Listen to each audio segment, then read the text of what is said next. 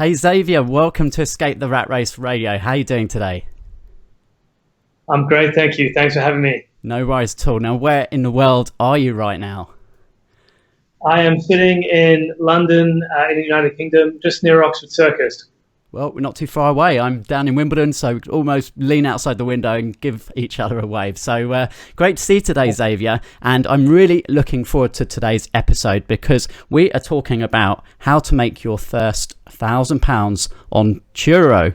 And some of our listeners might be thinking, what is this Turo? And we're going to get into that. We're definitely going to get into those details a little bit later. But before we do that, would you mind just giving everybody a little bit of background as to your history in business?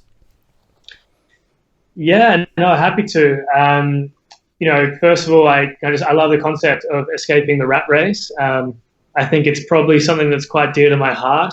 I guess I got my start. I was at law school in Australia, and I started off sort of going into a big corporate law firm, and I sort of very quickly realized it wasn't for me. And so whilst I was finishing up my studies, I actually founded a business with some friends that was a marketplace for university students called Nexus Notes. And the idea was, how could you sell your course notes online? So if you'd written really good tutorial notes or you'd prepared really well for an exam, could future students benefit from your hard work? And it was a good way to kind of help students make a few extra dollars on the side. And so I kind of got the entrepreneurial bug through that process. We were lucky enough to get into an accelerator program, and I ended up launching the business in the US. It still runs today, which is great. Sort of around that time as well, when I was still deciding whether to go full time on Nexus, I was lucky enough to join Uber in Australia as one of the first people there. And so I was really lucky to be there at a time when UberX was just launching, and this concept that you could drive people, that you could get in the car with a stranger who could drive you from point A to point B, seemed absolutely insane. And I was there to see that kind of take off. I guess just in recent years, after I decided to take Nexus part-time, I was again, very lucky to join Deliveroo in the UK at a time when it was still very small.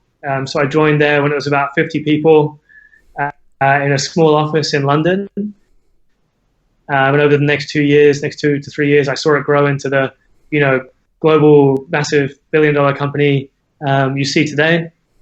And then I was, fortunate enough to run the south of the UK for those guys, and then left Deliveroo to set up and run Turo in the UK. And obviously Turo is the world's largest car-sharing marketplace that helps owners make money from their car. It does, yeah. And I'm going to share a little story as well in a moment about my experience with Turo, and then we can go into some detail as to what exactly it is, how it works, and how our listeners can leverage this website to start making some money alongside their full-time job, because this is just such a perfect opportunity in my mind for helping people who have got that kind of entrepreneurial itch but don't quite know how to get started, maybe have never run a business before. This is a great way to start generating some recurring income, get some confidence, and then start to learn how to market and some of those key skills, which I think we'll go into as well. But a couple of questions for you. With regards to Nexus, I think such an important lesson there for anyone listening and for all entrepreneurs is identifying a problem that you can see or that you have yourself, and then just asking yourself the question, how would I do this differently? And it sounds like perhaps that was how Nexus Notes came about, right? You were in the situation and you just thought, hey, there's got to be a different way of doing this, or a solution here. Yeah, I think it's a really good insight. I think the best businesses start from problems that are personal. If you can really get in the mindset of someone that's affected by a challenge, and then thinking of ways to solve that, it helps you understand your customers and helps you better relate to what's the kind of mission that you're on. And so I was at law school at the time, and I was fortunate enough really smart friends in the years above me, who would often help me out by, if I had a problem with a particular subject, sharing some notes they'd written on it, or giving me, tutorials. And then I actually went on myself to be a law tutor and a tutor in philosophy. And so I recognized that, there was a lot of students out there looking to access this information, but who didn't necessarily have the ability to tap into it. Think about international students or people who, didn't have as many friends on campus or whatever it was. And so the idea was, how could we create a marketplace that connected really intelligent students with people looking to learn that information? And so, exactly to your point, from kind of living through it on both sides, it kind of empowered me to think about how could we solve this in a smarter way for more people. Yeah, and I'm guessing that's kind of how the founders set up Turo as well, is seeing a problem there in that vehicles sit around being unused half the time, and there's a better way to leverage that. And tell us a little bit about, again, how did that grow and the initial idea turn into the huge business that Turo is today? Yeah, so I think you're exactly correct. The founding story of Turo is quite interesting. So, Turo was founded in 2009, and so it's been around for a long time now. We've grown to 11 million users worldwide. But it started from very humble beginnings, which was, Shelby, our founder, he was at Harvard Business School at the time, and he was trying to leave Boston to go home at Christmas to see his family, and he was walking down the street trying to find a Zipcar.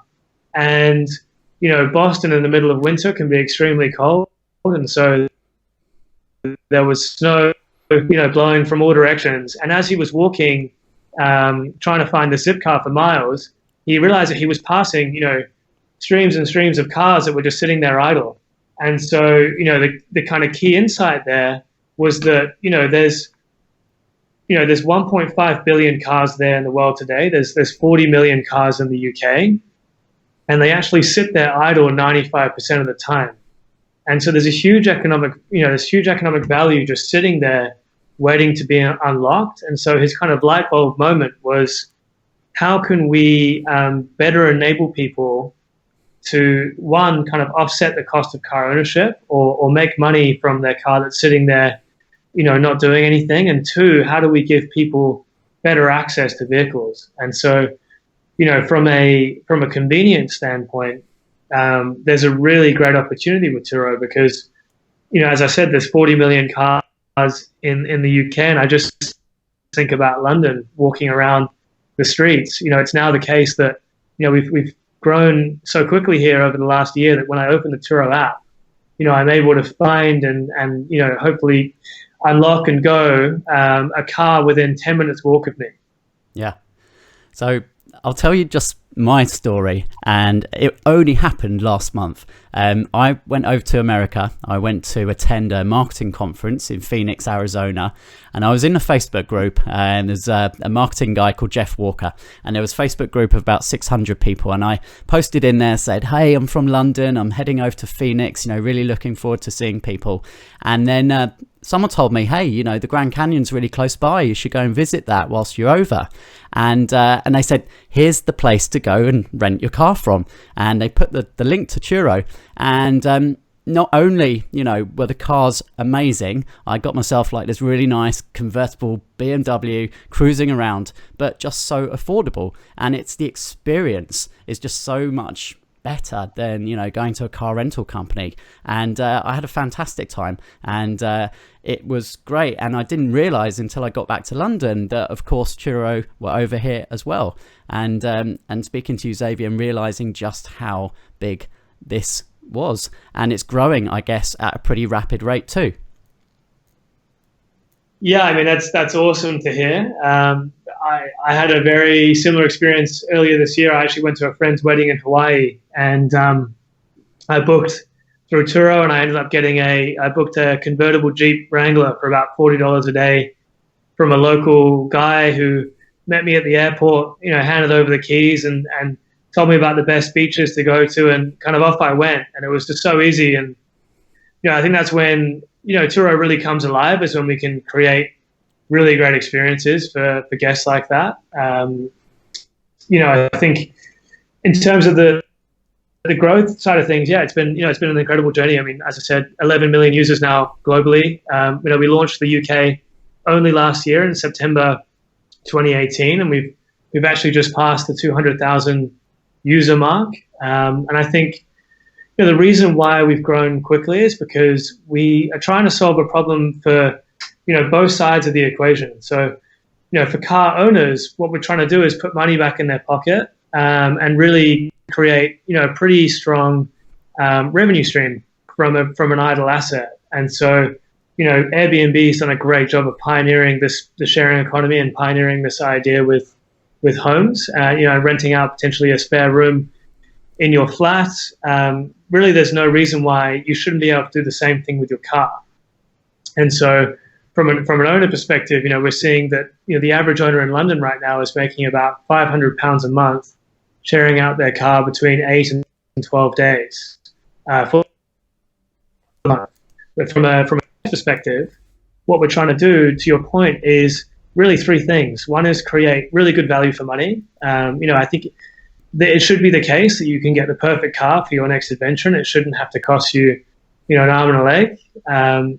The second thing is building really great selection. So I think there's about 650 different makes and models now on the UK and the UK platform. There's over 850 worldwide, meaning that you can get anything from, a Mini to go around town to a Land Rover Defender when you're up in Scotland. And the last point, to touch on what you said about traditional car rental, is experience. And so from a guest perspective, we're trying to make it as seamless and as easy as possible to access a vehicle.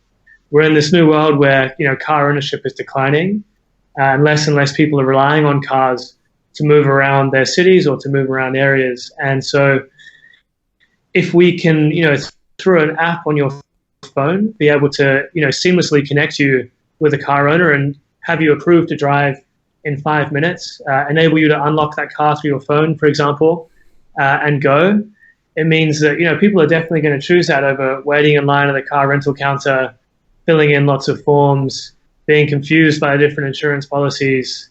So that's kind of, the key things we're trying to achieve, I guess. Yeah. Well, certainly from a user perspective, the experience was great. I ended up having a beer with my host when I dropped the car back off at the end. So, almost made a new friend out of it as well.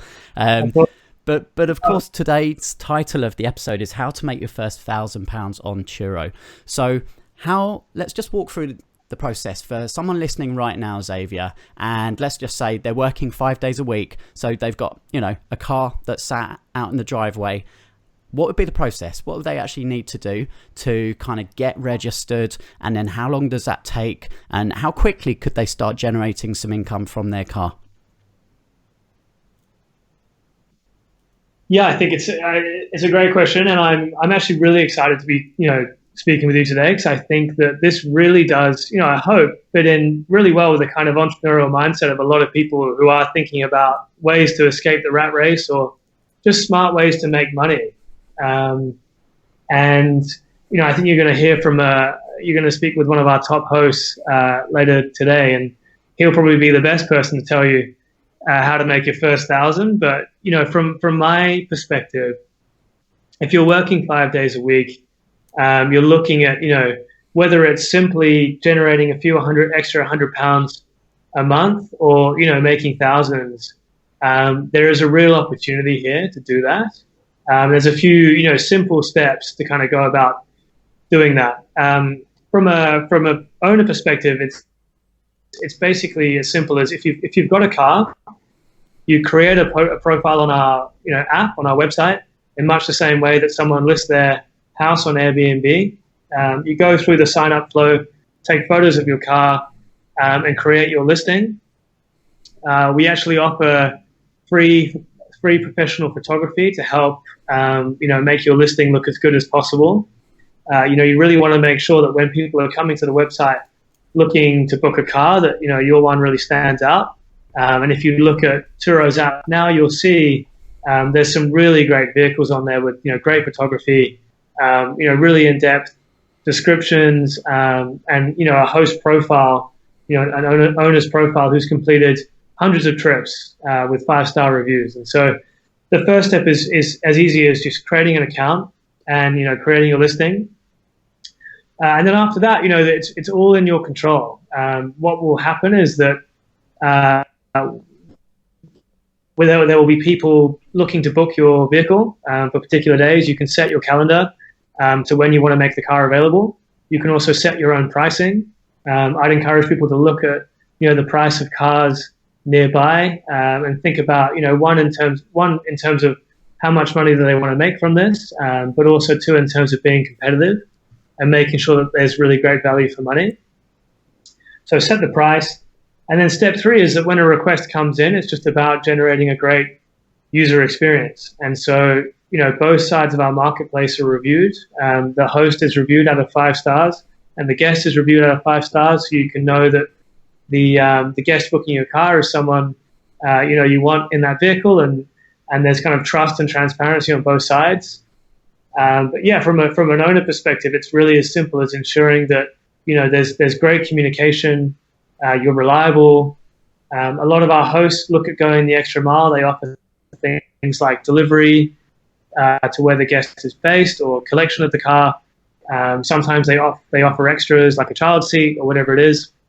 But really, it's as simple as that. Create the listing, try and have good photography, put effort into writing a good description, and then really build on your 5-star review rate and creating an all-star host profile. And if you can do that, the opportunity is genuinely massive. I say to our community of hosts, we have host community events throughout the year where it's awesome to meet the people who have really picked up and given Turo a go over the last year.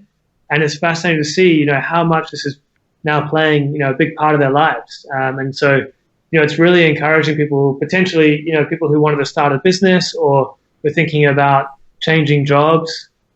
This is really an opportunity to have a revenue stream to empower them to do that. And when you hear about their experiences, the ones that do so well, they're genuinely really passionate about building their profile and building great experiences for their guests. And I say to them, it's very similar to being an Airbnb host about 7 years ago. If you can be the early ones in this marketplace now and you're building up the reviews and you're building up your profile and the number of trips you're doing, it means that as the marketplace continues to grow, you're going to rise to the top and you're going to create, a fantastic opportunity to be one of the most popular hosts on the platform. Yeah.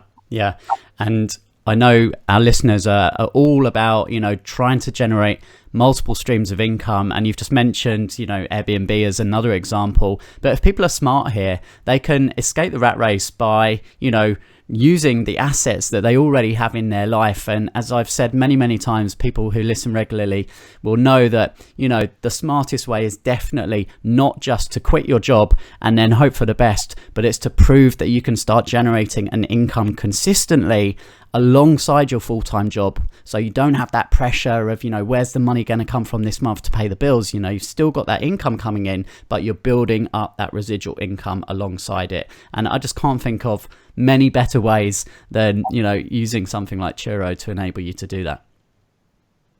No, it's really great to hear. I think I think one thing I'm really passionate about is giving people financial freedom. I've been really fortunate in my life to work on companies or work on ideas I'm pretty passionate about. And, that's enabled me to focus on the things I want to focus on. It's not always that easy. And so, if we can help people, better make their loan payments or better pay their rent or, give them the bit of capital they need to start up a new business idea, then I'm really passionate about that. I think it's giving that kind of empowering people financially to pursue what they want to pursue is a really great mission. I think one important point to mention, because it comes up a lot, particularly with new people to this website or new people to this concept, is how does insurance work, and are there any downsides or risks? And I think the most important thing about launching Turo in the UK was ensuring that we had a really great insurance policy in place, because, if we're going to empower people to have that financial freedom, we want to make sure that there's, limited risk or downside on from their perspective. And so, we've signed an insurance deal with Allianz, which is one of the world's biggest insurers, that covers people up to £20 million third-party liability. And basically how it works is, from the second a trip begins on Turo to the second a trip ends, both the owner and the guest are covered under our insurance policy. And so, it's important when you're signing up to make sure that your car fits the requirements. For example, currently we don't allow cars that are older than 10 years old. But provided your car meets the requirements, as an owner, really this is a great opportunity to get that financial freedom and not have to worry about the risk, for example, of losing out if something does go wrong. That's great. Now we're going to head over to Carlo, who is one of the hosts based in London, in a moment. But before we do that, Xavier, you have very kindly offered all of the Escape the Rat Race radio listeners an opportunity to actually download the app and get £25 off their first booking. And the code is RatRace25. I'm going to pop that in the show notes as well. But just let people know, where do they need to go? How do they actually download the app, and how do they apply that discount? Yeah, no, happy to. So obviously happy to give the code. I think this is a great show and a great concept, and so I would love people to have the opportunity to give Turo a try. Both car owners, but also people just looking to access a car. Potentially over Christmas, for example. It's a very busy time for us right now, and so if there are any listeners out there that need access to a vehicle over the holiday season, or any time in the future, it's really simple. You just head to Turo.com, or you download the Turo app. You put in your location and the dates you want to book a car for. Search for the perfect vehicle that you want, and then when you get to checkout, you just enter that code, and it should automatically apply a £25 discount. You can book cars on the platform from about £15 a day. So, at the lower end, I'm hopeful that that's, a great opportunity there for people to give this idea a go. And yeah, I'm really hopeful that for a lot of your users, this could be a great source of financial freedom. Yeah, no, that's really great. I was just in the app actually before we started recording, and I see, there's a Mini Cooper in London, £24 a day. So that, discount code there is going to allow you to zip around in a really nice vehicle for a whole day, try it out, see how you like the concept, and then maybe decide that being a host is for you. So Xavier, before I let you go and we head over to have a listen to Carlo's experience of using Turo, what is one of the things that you love most about being an entrepreneur? And for anyone listening right now who's maybe still in the daily grind of the 9 to 5 and they're really kind of wanting to break free, but something's holding them back, what would be your advice for those people listening right now? It's a really good question. I think the thing I love the most about being an entrepreneur is the act of creation. I find it extremely motivating to create something that wasn't there before, and that means that you're dealing in a very uncertain environment, and there's a lot of challenges that come with that. But if you feel like you're going to work every day and you can see the tangible impact of what you're doing, and you feel like you're part of building something that you're passionate about, it's extremely rewarding, and it actually doesn't feel like a job. I really believe that when you kind of hit that sweet spot, there's definitely other downsides that come with it. It's very stressful, it's very tiring, and there's a lot of uncertainty sometimes, but I think it's worth it, depending on what it is that motivates you in life. Maybe not be for everyone. But yeah, you actually kind of made the point earlier, and I think it's a very good one. I think a lot of people can make the risk of, jumping too early. And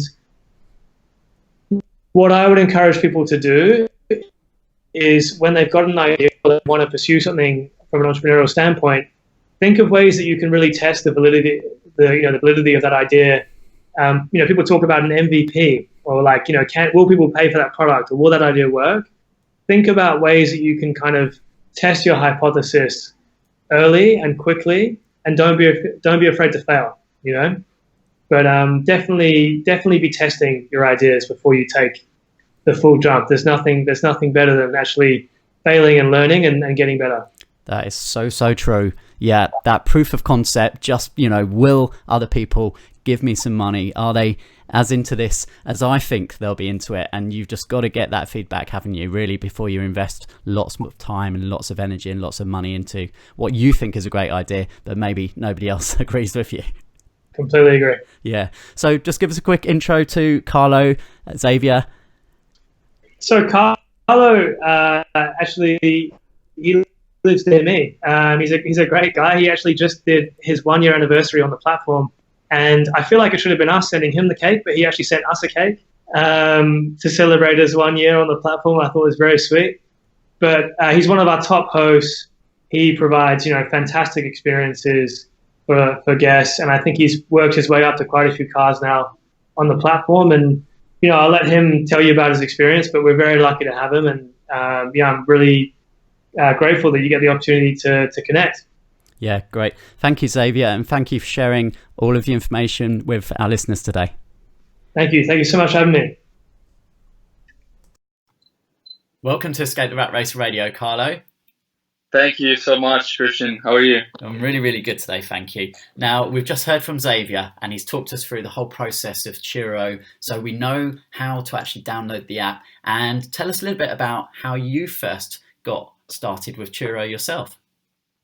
So the way actually this all started was because I tried the service myself as a customer, as a guest. And I kind of thought, wow, this is pretty, very straightforward. There's no more queuing. I don't need to go all the way to the airport to get a good deal on a rental car. So I generally loved the idea of the Airbnb of cars, which is the sort of concept that Turo is trying to bring to the market. And so I thought, why would I not be able to do it myself? So I started it with one car. It was a bit of let's say for fun initially. I didn't really expect to have many cars, but now I have 5 cars at the moment on my fleet, and I kind of enjoy a lot the interaction with guests, and providing good service, helping people moving around the city and outside. And how easy was it to get the cars, kind of profiles uploaded and start actually finding customers? Well, that's pretty straightforward, actually. It's quite easy. So you can sign up on the website in a few minutes. And basically just by filling some information, you're up and running quite quickly. And then you're able to, let's say, upload your first car if you have one, or you can buy one to upload on the platform. And then, Turo does everything to find customers, basically. So that's all the marketing. One of the big benefits of someone who maybe is just starting out is you don't have to learn all about marketing, and you don't have to sell and go out and find customers, because the platform does that all for you.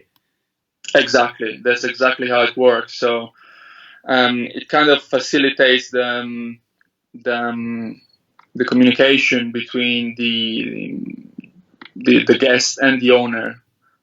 So they work as an intermediary to bring those two together. Yeah, and I know you're still actually working as well, Carlo. So you're using this as supplementary income every month. And what is that allowing you to do? How is this additional income helping you? Well, to be honest, it does help me to kind of do the things I love. So there's a little bit more traveling. It does cover some of the outgoings for rent. Rent is very expensive in London for all of us. So it does help, and it's something that also allows you to explore what I would say a new opportunity. Could be income, could be fun, could be whatever you prefer to call it. Yeah. And what are 3 top tips from your experience for someone listening right now, Carlo, who's thinking, hey, I really like the idea of this. My car is sat on my driveway kind of 5 days a week. I'm at work. It's just not getting used. What would they need to do to really get the best out of Turo? Well, I think that the 3 top tips would be to be open-minded enough to share your car. I guess that's one of the main challenges.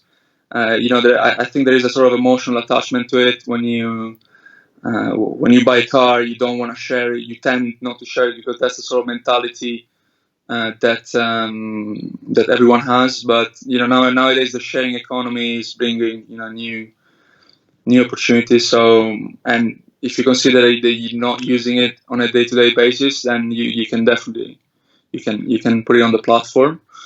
The second one would be keep the standards very high. Otherwise, Turo, will kick you out. Basically, they really care about providing good customer service. So they normally, check the reviews and they make sure that there is an amazing experience for, on both sides of the platform. And the third one would be just enjoy it, because if you don't enjoy, let's say, the day-to-day interaction with the guest, providing good customer service, then maybe you should be doing something else. And are there any downsides to using Turo? Is there any experience you've had that hasn't been so great? Well, to be honest, you have to be a little bit flexible. For instance, myself, I don't really, care about small scratches on the car or any minor damages. I try to look at the bigger picture, what I can do with Turo, and just want to have some fun at the end of the day. So you have to be ready to small inconveniences, and that maybe can help you overcome adversity, which is one of the main challenges in every business, I guess, or in every life situation. So yeah, I would say flexibility, and then I did have a bad experience, to be honest, but that's something that happened once when the guest left the key inside the car and just took off with the car open, left the car open with the key inside. But it's just a small thing compared to what Turo can really offer, which is the freedom of renting your car. Yeah. And so every month you have just got a steady stream of people, clients coming and picking your different cars, and that's residual income that you can almost rely on every month. Yeah, it's obviously like it's a seasonal sort of income, and it fluctuates, month by month. But it's something that I'm looking at now. Haven't been doing this for so long to think that could be, the one thing that I will be doing, and it will generate enough income for me to provide for for a full-time job, for instance, like full-time job. But it's something, worth considering, of course. Fantastic. Yeah. So for anyone thinking about it, what's your final words? So I would say keep looking, keep exploring. Technology is bringing loads of opportunities out there. So I think that we shouldn't be stuck in our jobs in terms of just looking at our screen and our daily routine. We should be open enough to explore new things. Yeah. Well done on your success with using Turo, Carlo, and thanks for being open and honest and sharing with our listeners today. Perfect. Thank you so much, Christian.